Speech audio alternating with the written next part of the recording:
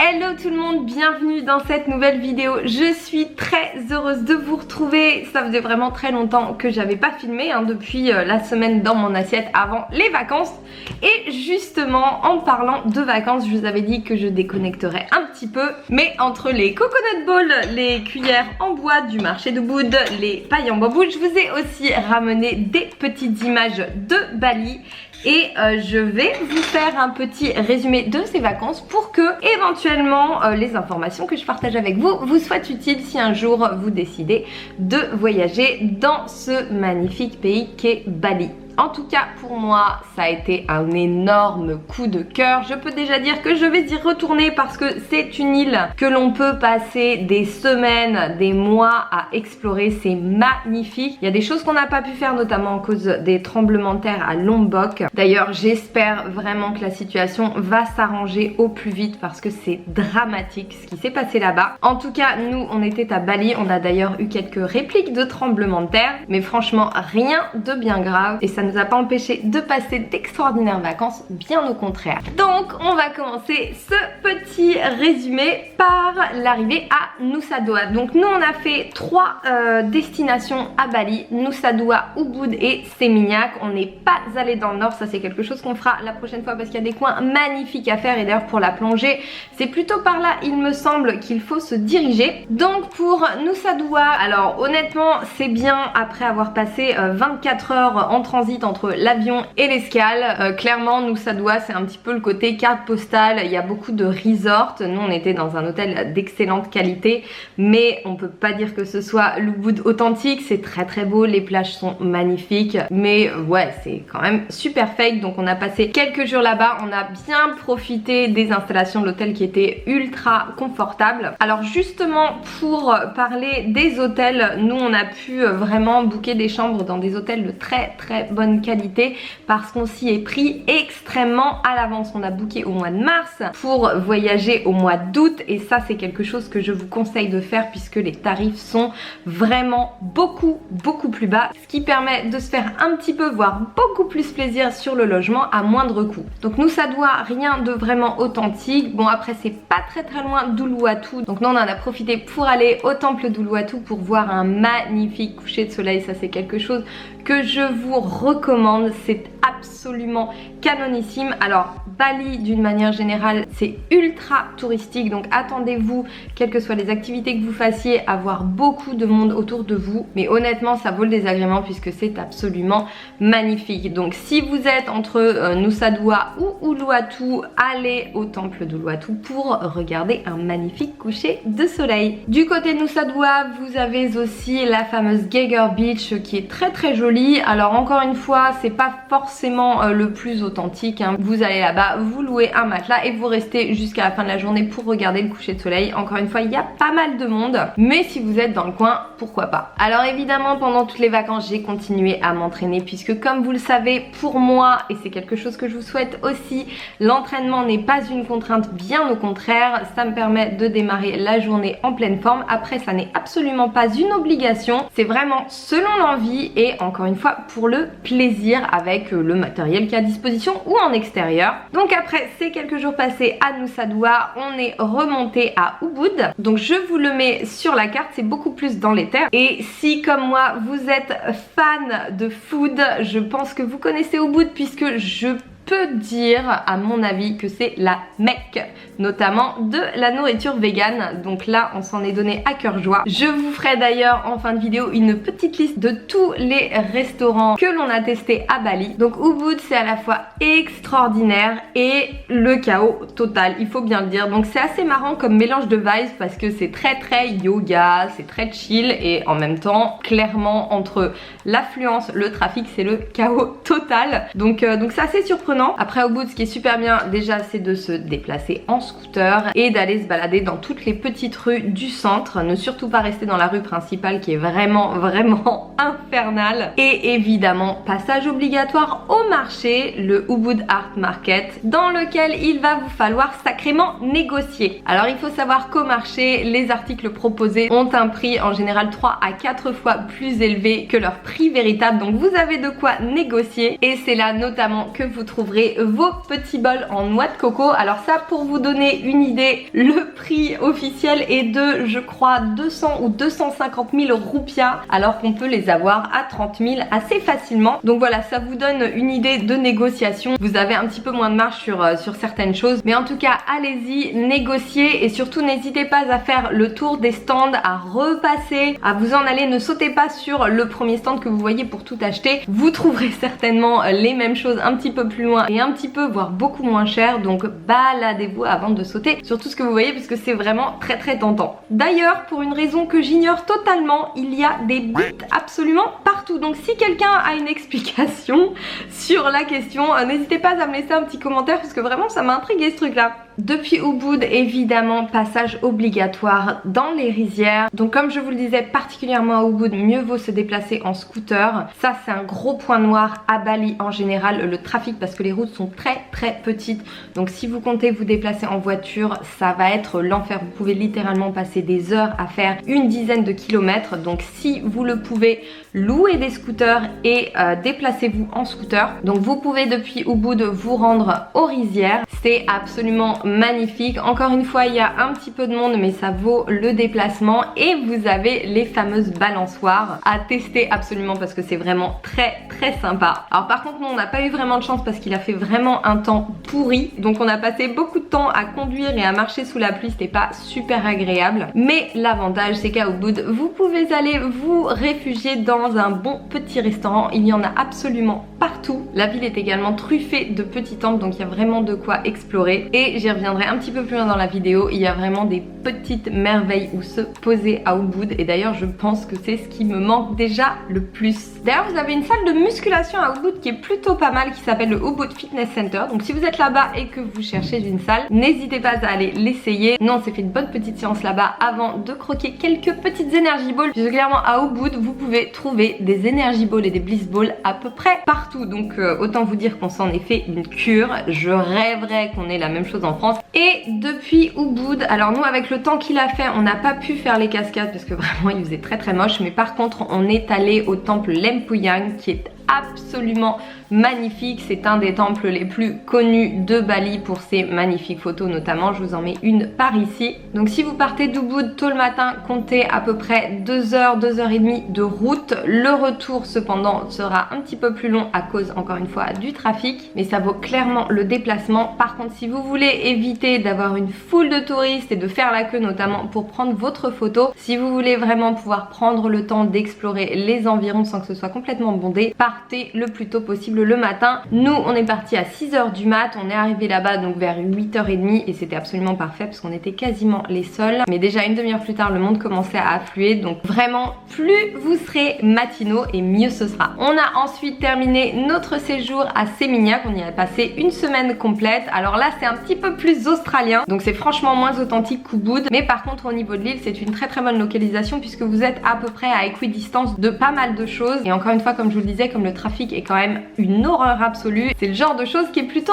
intéressante et à prendre en compte si vous voulez pas passer vos journées en voiture. Donc à Seminyak on a encore une fois beaucoup découvert de restaurants, on a pas mal lézardé sur la plage, enfin moi j'ai plutôt fait pas mal de galipettes. Donc comme plage vous avez notamment la Double Six Beach qui est pas mal du tout. Alors selon les emplacements sur la plage vous avez plus ou moins de monde, donc ne restez pas trop à l'entrée, éloignez-vous un petit peu et ce sera beaucoup moins bondé. C'est contrairement à Nusa Dua où on pouvait absolument pas se baigner dans la mer, là tout à fait baignable, donc nous on en a bien profité. Vous pouvez faire du surf et encore une fois regardez le coucher de soleil qui est absolument magnifique. L'ambiance est vraiment chill et même quand il y a un petit peu de monde ça reste très agréable. Pour le coucher de soleil vous avez aussi le Potato Head Club qui est vraiment sympa mais un petit peu bling bling et franchement bondé, donc honnêtement vous pouvez tout à fait rester sur la plage, ce sera bien plus agréable. Mais si vous avez envie de vous faire un bon petit cocktail, pourquoi pas. Mais voilà, Seminyak c'est vraiment plus en mode vacances, immense bronzette. Et autant vous dire qu'après quasiment une petite semaine passée sous la pluie en mode exploration à Ubud,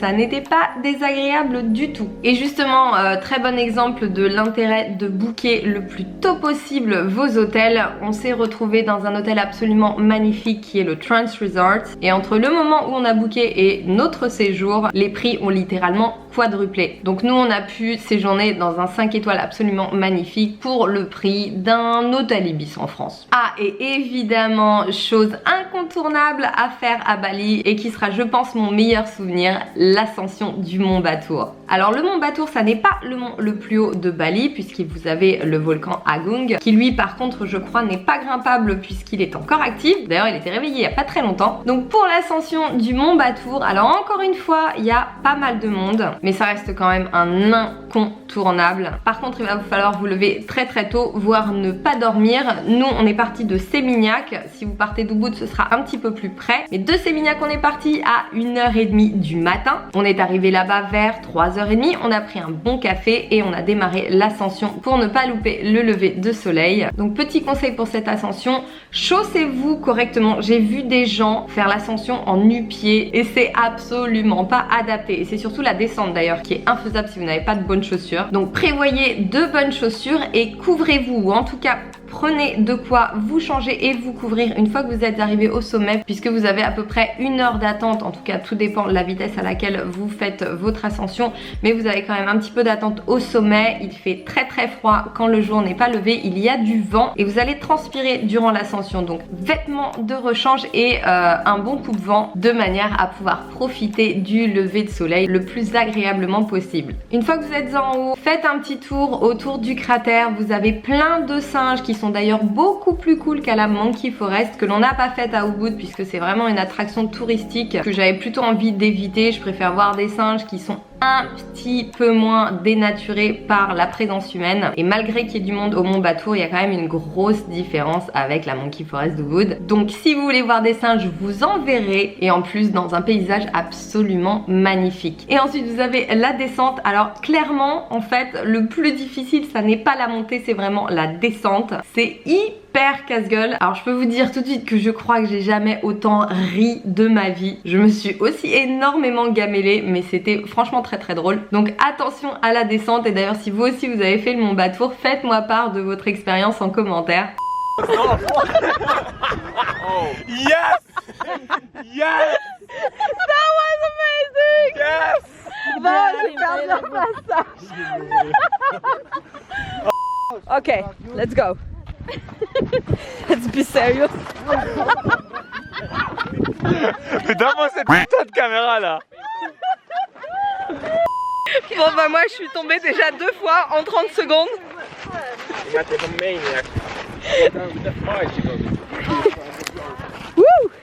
En tout cas pour ma part c'est vraiment un des meilleurs souvenirs que je garderai de Bali et c'est quelque chose que je vous recommande de faire absolument si vous voyagez à Bali. Alors évidemment il est temps maintenant de parler d'une des choses les plus importantes, la nourriture à Bali. Alors vous imaginez bien qu'en tant que végétalienne je suis arrivée au paradis là-bas puisque l'Indonésie est littéralement le pays du tempeh. Du coup à peu près où que vous alliez, vous trouverez du tempeh et vous trouverez des alternatives végétales. Donc ça c'est absolument fantastique. En plus le tempeh là-bas est super bon. Donc pour vous faire la petite liste de mes restaurants préférés, et je sais qu'on en a loupé plein, c'est d'ailleurs pour ça qu'on y retournera entre autres, mais parmi ceux qu'on a testés, je vais commencer évidemment par mon préféré, le grand gagnant, celui dans lequel on a d'ailleurs le plus mangé puisqu'on y est retourné peut-être une dizaine de fois durant tout le séjour. La première fois on y est même allé de Nusa Dua, ce qui nous a valu à peu près 2 heures de voiture, mais franchement ça valait le coup. C'est le Peloton Super Shop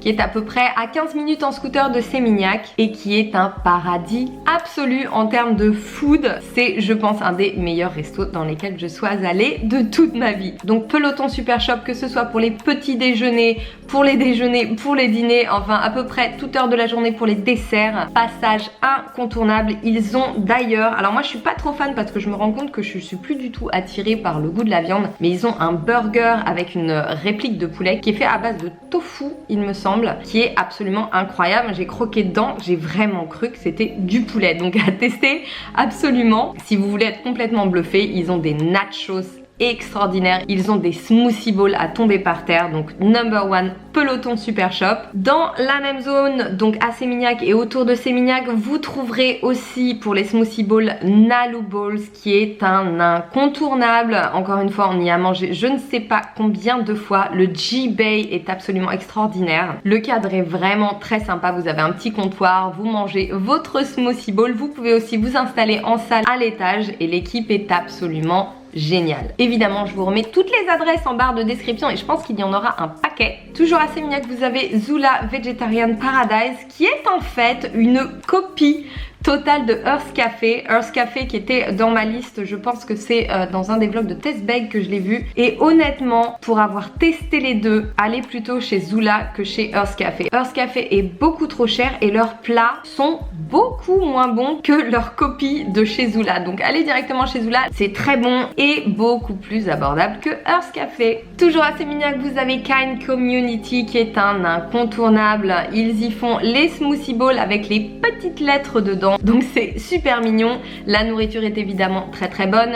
Comme à mon habitude, j'y ai mangé des petits rouleaux de feuilles de riz puisque vous savez que c'est une de mes recettes incontournables de l'été. D'ailleurs, j'en profite pour vous dire que vous avez mon webzine qui est toujours disponible à télécharger en barre de description, dans laquelle je partage notamment une petite recette de rouleau super bon. Vous avez également à Sémignac un endroit que j'ai beaucoup aimé qui s'appelle Café Organique. Alors le petit moins, c'est qu'ils utilisent beaucoup la friture pour leurs plats, mais ça reste quand même très très bon. Le cadre est super agréable et ils ont un des meilleurs cafés du coin. Donc petit tour chez Café Organique, au moins pour un bon petit latte en revenant de la plage. Et voilà pour mes petits restaurants favoris à Sémignac. On part maintenant à Ubud. Donc comme je vous le disais, Ubud c'est un petit peu la mecque des restos vegan.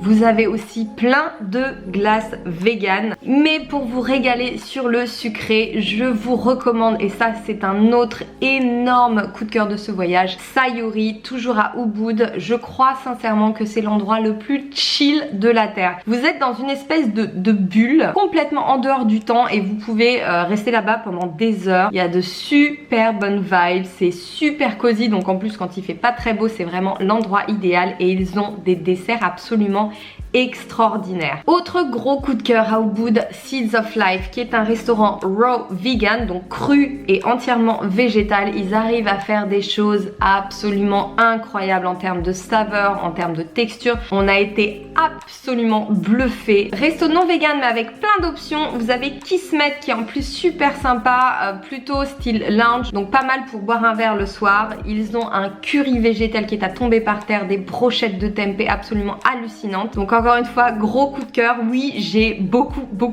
coups de cœur à Bali et je crois mon préféré avec Peloton Super Shop. Dans un genre tout à fait différent, vous avez Moxa. Alors accessible plutôt en scooter, en tout cas il faut être véhiculé puisque ça n'est pas dans le centre d'Ubud, mais passage obligatoire si vous êtes à Ubud pour déguster au moins les tempeh ribs. Je crois que c'est le meilleur plat que je n'ai jamais mangé de ma vie. Bon, et clairement toute leur carte est absolument incroyable. Les desserts sont canon, ce qui est très rare en restauration vegan puisqu'en général les choses sont un petit peu basiques. Là ils ont des desserts hallucinants, le chef est excellent et leurs boissons sont aussi incroyables. Par contre l'accès en scooter est un peu rock'n'roll et vous risquez de rencontrer quelques petits insectes, mais bon, ça fait partie de l'expérience. Et honnêtement leurs tempeh ribs, je crois que je pourrais les manger dans n'importe quelle condition. Du côté Nusa Dua par contre vous avez carrément moins de choix. Vous avez Verdant Café à Bali Collection. Alors Bali Collection c'est l'arnaque du siècle, donc ne prévoyez absolument pas de faire de shopping là-bas, c'est un piège à touristes. Par contre vous avez ce petit restaurant 100% végétalien qui vaut le détour. Sinon allez plutôt du côté d'Uluwatu.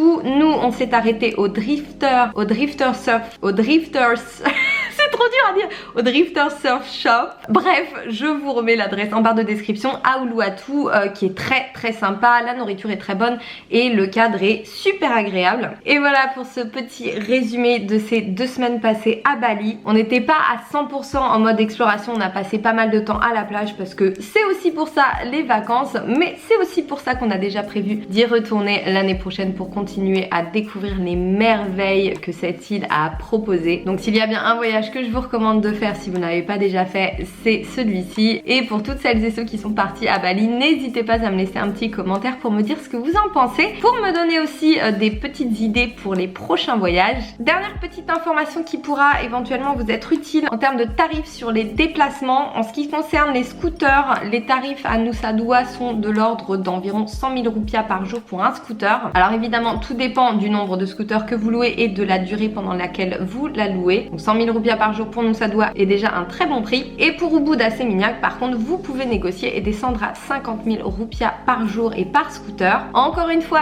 n'hésitez pas à négocier parce qu'en général, vous avez toujours la possibilité d'avoir une petite réduction. Et pour tout ce qui est taxi, faites attention au transport local qui est en général excessivement cher. Vous avez notamment Grab et Bluebird qui sont beaucoup plus raisonnables. Donc n'hésitez pas à télécharger les applications pour pouvoir les utiliser. Tout dépend des zones dans lesquelles vous vous situez. Il y a certaines zones dans lesquelles ils ne sont pas autorisés. Mais jetez toujours un petit coup d'œil avant de commander un transporteur local qui lui sera beaucoup plus cher. Et dernière petite chose, préparez votre voyage à l'avance, organisez-le, checkez les adresses, checkez les bons plans, ça vous évitera de tomber dans les pièges à touristes une fois sur place et bookez vos hôtels et votre vol le plus tôt possible. Encore une fois, vous ferez de bonnes économies. Voilà pour cette vidéo un petit peu spéciale, j'espère qu'elle vous a plu. Je reprends très vite les journées dans mon assiette, les vidéos d'entraînement puisque maintenant je suis en France pour quelques mois. Et si vous ne voyagez pas mais que vous voulez vous régaler avec de bons petits plats végétaux comme ceux que vous avez vus dans cette vidéo, je vous rappelle que vous avez les Vegelicious dans lesquels je vous propose mes meilleures recettes. N'hésitez pas à jeter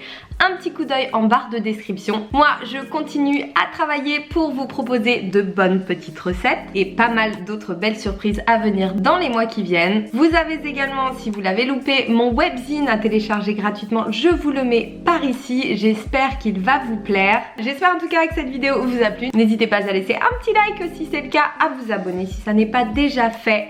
Et comme d'habitude, je vous retrouve très bientôt pour une nouvelle vidéo. Prenez soin de vous, mangez bien, entraînez-vous bien et je vous dis à la prochaine.